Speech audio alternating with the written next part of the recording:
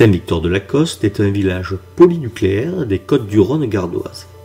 Village donc très atypique dans une région où domine de façon écrasante le gros village fortifié et esselé au centre de son territoire.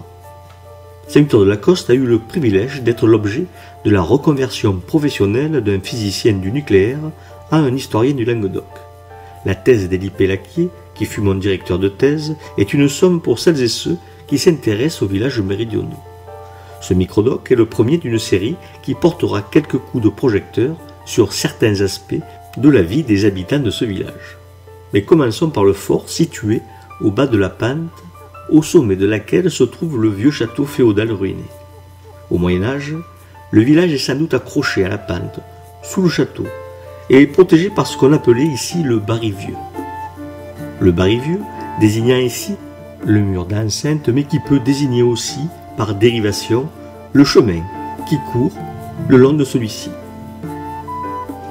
Ce fort qui protège les habitants, le voilà, en 1636, d'après le Compois, et les approximations nécessaires à toute représentation graphique, comme le précise Élie Pélaquier dans sa thèse sur Saint-Victor-de-Lacoste. On le voit s'appuyer sur le Barry-Vieux, qui, pour cette partie en tout cas, est encore entretenu. Il est scandé de 4 tours, voire plus, dont la tour de la Gardette, qui n'est rien d'autre qu'un corps de garde assez caractéristique de ce que l'on peut observer ailleurs et datable du XIVe siècle. Cette entrée en décroché avait une véritable valeur militaire puisqu'elle obligeait ceux qui en voulaient au portail, pour pénétrer le lieu, à passer devant les meurtrières qui la protégeaient. L'énième guerre de religion que fut la révolte des Camisards oblige les habitants à réhabiliter les remparts et donc à reboucher les ouvertures faites délibérément ou non. Les consuls établissent une corvée qui mobilise des propriétaires de bêtes de somme chargés de transporter les pierres et les autres censés monter les murailles.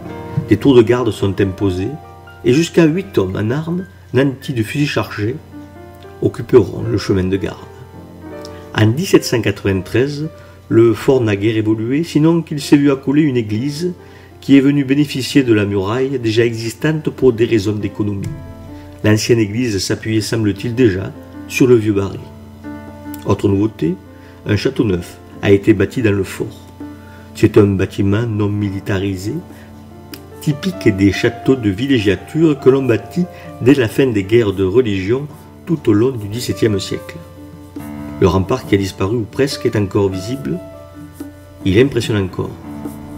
Le carcan qui permettait de punir les délinquants était scellé dans la muraille ici, devant la maison commune, où se prenaient les décisions de justice concernant la police rurale. L'entrée du fort se trouvait ici, sous la tour de la Gardette, dont l'étroitesse du passage empêchait les charrettes de pénétrer dans l'enceinte.